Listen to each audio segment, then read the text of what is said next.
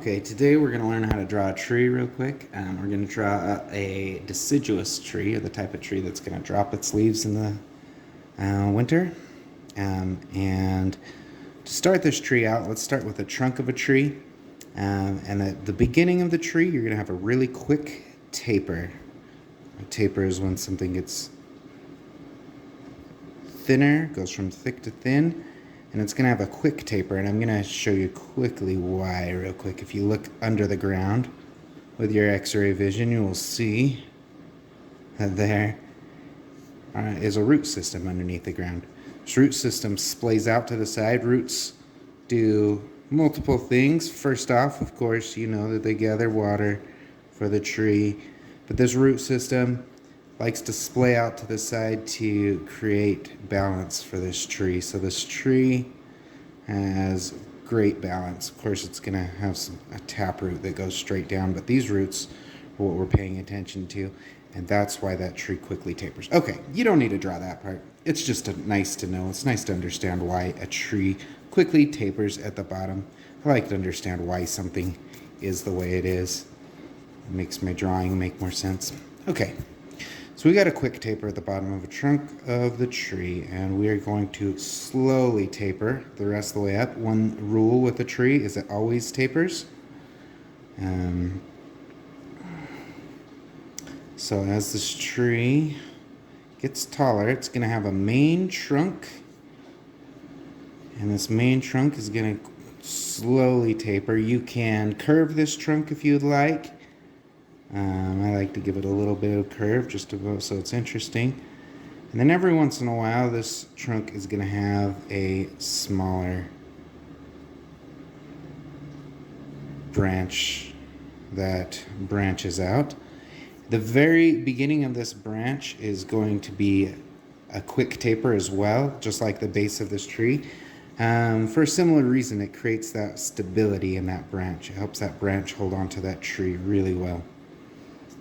Okay, and so it is also going to have a slow taper as this gets longer.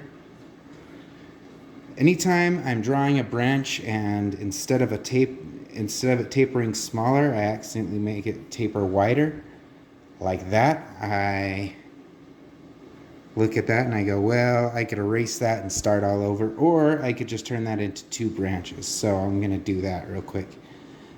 I make lots of oopses in my drawing, but I'm really good at making them work for me, so that's what I'm going to do here. You'll notice this branch is starting to run off the side of the page. That's good. Let it happen. In fact, when you're drawing trees and you let them run off the page, what it does is it breaks up the space around the tree. That's called negative space. And it's really interesting if the negative space of your tree is broken up into smaller pieces. If it's one big shape, it's less interesting. So I like to let my branches run off the page for that reason. Here we go. Throw a few more branches on there. Let some overlap. I have to force myself to make them overlap. We as humans try to organize everything so perfectly. We don't like to let branches overlap, but that's what happens in nature. They overlap all the time. And it's going to look a little goofy if you don't let it overlap. Okay, so I got one little branch on there, and I'm going to continue with this trunk. Give it some curve back. This trunk's going to try to right itself. And every once in a while, I'll kind of see a spot where I'm like, oh, that naturally would like a little branch coming out of there. I see like kind of a quick curve. I'm going to throw a branch right on there. Happy little branch. And oops, I got the wrong taper again. So what I'm going to do is turn that into another branch coming off.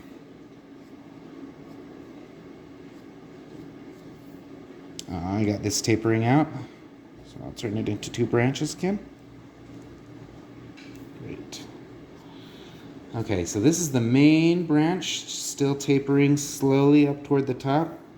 It may run right off the top of my page, and I'm okay with that, but as it comes up every once in a while, I just see a spot where I feel like it needs another branch come off. There we go.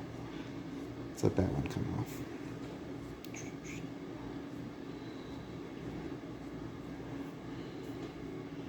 There we go. This branch is running clear off the top of the page here.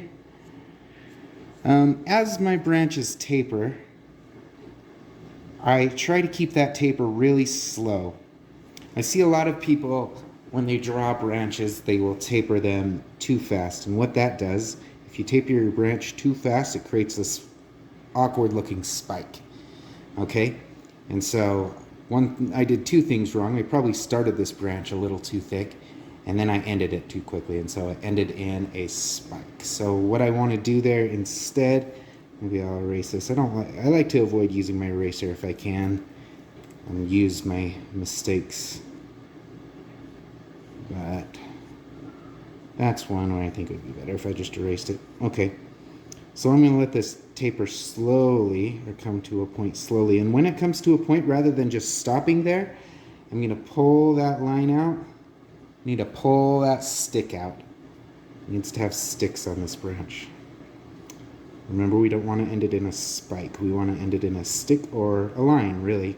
That line can be straight, but I like to give it just a little bit of wobble. I think it's more interesting that way. And if these branches get too long without another stick coming out, I need to add more, like that branch right there. It's just too long all by itself. I need to add another branch.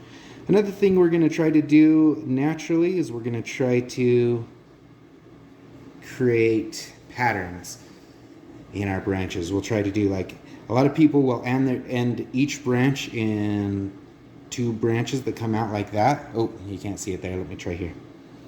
So what I mean is they try to end their branch in two branches that come out like that, and then they keep doing that, and they end them in two equal branches, and that's a problem. That's actually bad.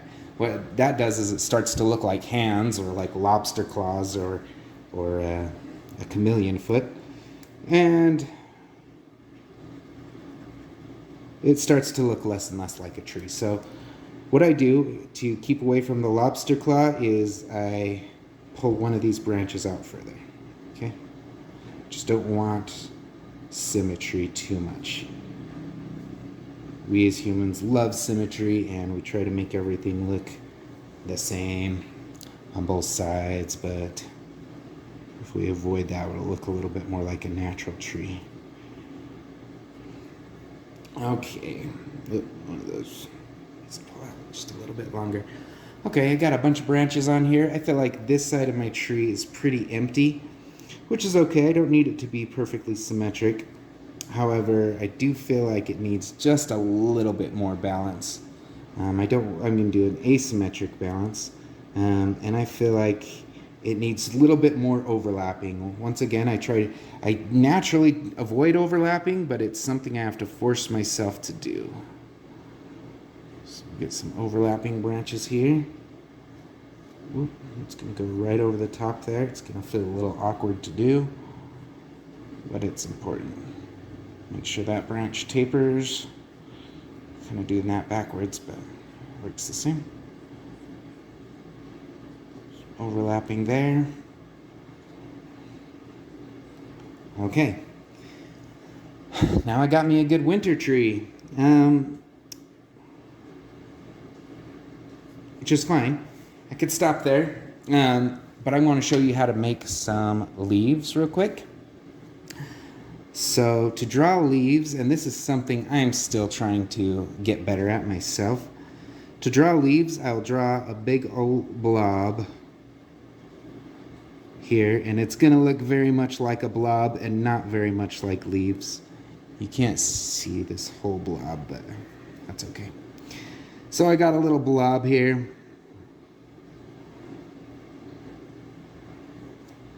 And I'm going to draw a couple blobs here over some of these other branches. I try to put them over the top of some of my branches here that I've drawn.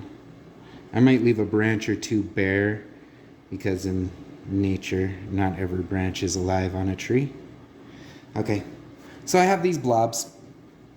And now what I do to make them look more natural, or like they're part of the tree, is I'm going to come around the outside of the blob, and I want to draw little leaf shapes.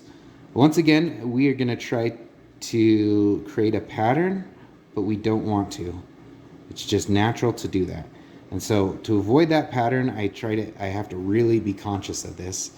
I want to change things up. So what I mean by that pattern is, for instance, if I was going around the outside of this blob and I went like this, it starts to look like some kind of weird spiky pattern. And I don't want it to look like a weird spiky pattern. I want it to look like leaves. So leaves kind of, a lot of leaves do have that kind of spiky shape, but what I gotta do is break that up. And so sometimes I'll do a little cavity in that blob of leaves, and sometimes I'll draw a little double leaf, or two leaves might be overlapping. Sometimes it'll just be a little tiny little nub of a leaf there, or just a little tiny leaf pops out from the bunch. And at first it's gonna look wrong, and it's gonna feel weird to draw this, and it's gonna feel very monotonous, and that's okay. You just gotta keep going with it. And eventually it'll hit a point where it starts to look natural and feel more natural to create this random shape. I almost start to see a pattern form there, like I've got cavity, cavity, cavity, almost evenly spaced. And so I myself have to avoid this, and so I might just change the shape of that cavity to make it look a little less like a pattern.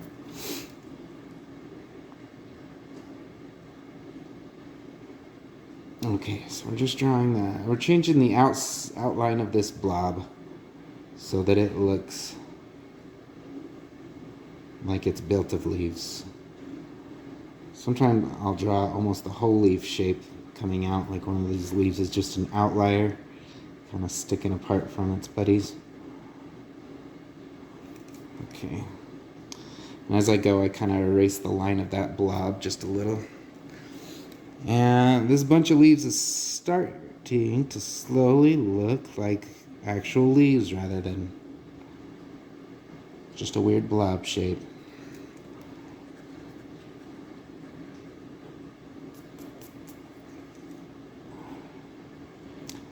And sometimes I'll do a big cavity inside this blob of leaves, and I want to do this over one of the branches so that I can see that branch coming through. It's important. So a lot of these branches are going to be covered up as I finish up my chunk of leaves, and that's okay. But it's important to draw them ahead of time so that they're in the right place and so that they make sense when I add all these leaves on there. Okay, so I'm going to go ahead and erase a lot of that branch, except for the branches that are coming through that little cavity. And maybe really emphasize those branches too.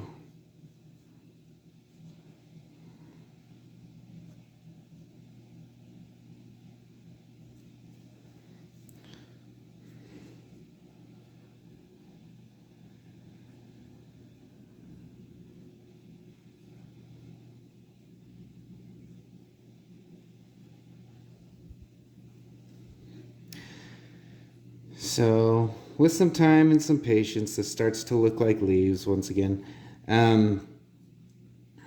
Something that you have to keep in mind is it's going to look wrong at first. And it always does, and always feels a little weird to start making this out of a blob. But eventually it'll make sense. You never usually see all the individual leaves on a tree. We tend to just see them as bunches or chunks of leaves. So as I have this overlapping blob, once again, the more practice you have with this, the more natural it's going to come to make these shapes, and quickly. But at first it's going to be really slow and really time consuming. Okay.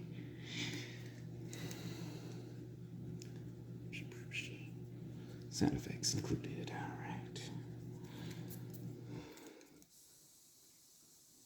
right. And a little extra branch in there. Here and there. Oh, that's such a good pile of branches. I wanted to show up.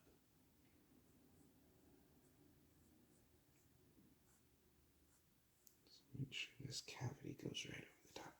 Okay, and that's how you might draw a pile of leaves on a tree. Starting to look more and more like a tree. I'd go ahead and add lots of shading on these branches. If you've ever shaded cylinders, each branch is basically a cylinder, so we'll go dark to light.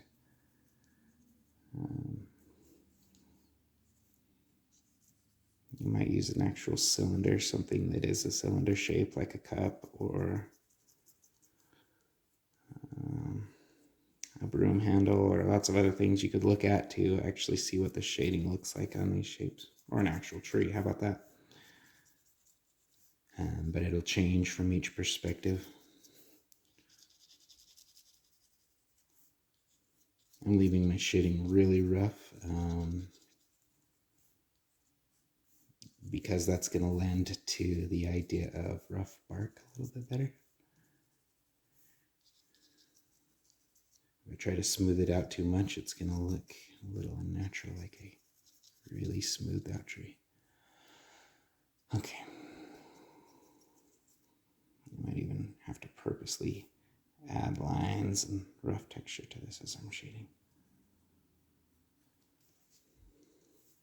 And as I shade in those leaves, I might shade them all in as one big shape. But throughout, I'm going to maybe add like a little individual leaf right there or right here to really make that look a little more natural. All right, well, there's a lot of different directions you can go with this, but I feel like this will be a good start to your tree drawing adventures.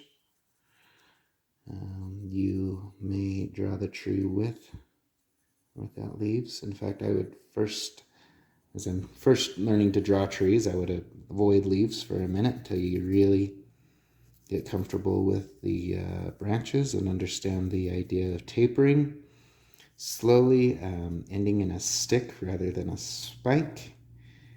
And remember that everything on a tree gets smaller the further away it is from the base. It just gets thinner and thinner, so that taper has to be consistent. Okay. Good luck, you got this.